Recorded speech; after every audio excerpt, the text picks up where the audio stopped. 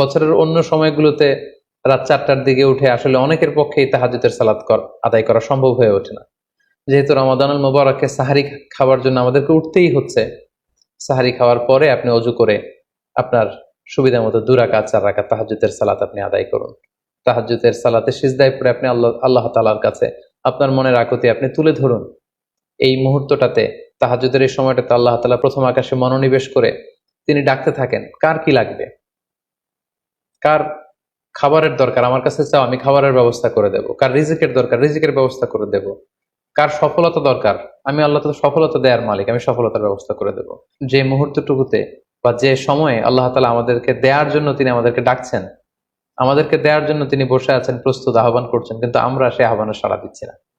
তাই রমাদানুল মুবারকে তাহাজ্জুদের সালাতের অভ্যাস করার একটা সুবর্ণ সুযোগ কিন্তু আমাদের আসছে।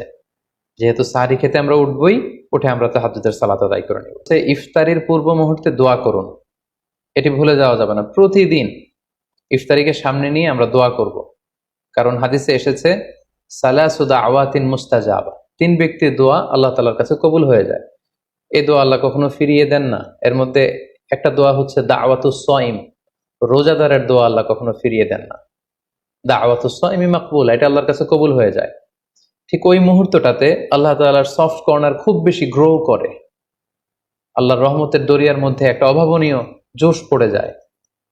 আল্লাহ তাআলা এই দৃশ্যটাকে খুব দেখতে পছন্দ করে, যে বান্দা সামনে খাবার নিয়ে বসে আছে, শরবত নিয়ে, পানীয় নিয়ে বসে আছে, ক্ষুধায় তৃষ্ণায় সে জর্জরিত, সে চাইলেই সামনে থেকে নিয়ে মুখে তুলে খাবারটা খেতে পারে, কিন্তু সে আমার ভয়ে খাচ্ছে না।